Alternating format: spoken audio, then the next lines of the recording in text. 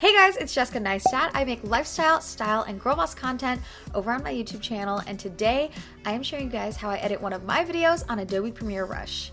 Rush is an all-in-one editing app that is cross-device, allowing creators to edit on any device, anywhere. Today I'm editing the intro montage to a day in the life of me vlog that I actually did with Adobe over on my channel. As you guys can see, there are so many built-in features that make Rush super intuitive and very easy to use. I already have all my clips in place with the music, so all that there's left to do is color correction. In Adobe Premiere Rush, there are some awesome presets that save major time when it comes to color correction. These presets are built in and they can easily be dropped onto your clips to significantly speed up your workflow. So for this first clip, I'm going to use SL Fuji, and since the day I shot this was super gloomy, I am actually going to brighten this clip up a tad bit more.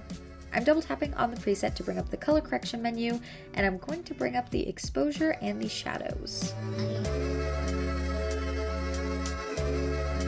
For clips 2 and 3, I'm going to use SL Kodak. I just love how this preset looks on these clips. I think it makes everything pop and look so good. And finally, for that fourth and last clip, I'm going to use SL Kodak once again.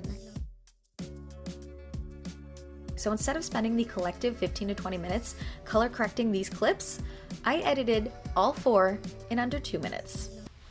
Amazing. Another cool thing you can do is create your own presets. So let's say I really like that first edit I did in the beginning clip where I started off with the SL Fuji preset and then brightened it. If I wanted to save that edit for future use, I'd go up to these 3 dots in the corner and click Create Preset so I can go back and use it later.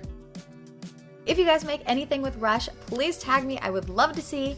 And don't forget to use the hashtag MadeWithRush. Thank you guys so much for watching and keep creating cool content. Bye!